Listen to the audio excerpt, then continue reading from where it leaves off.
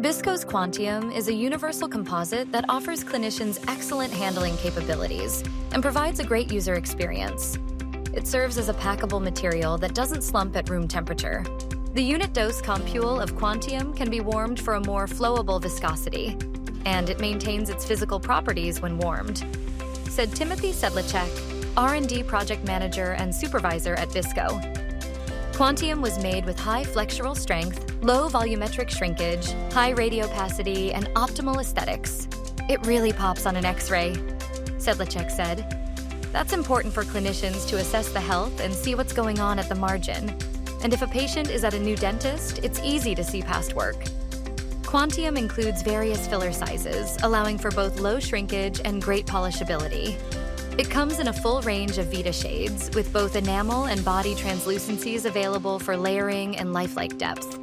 Clinicians have been pleased with the handling and look of the composite, said Sedlacek. It's strong, has great aesthetics and low shrinkage, but the most important thing is how it feels the moment it's taken out and applied. It's meant to be a material clinicians will enjoy using.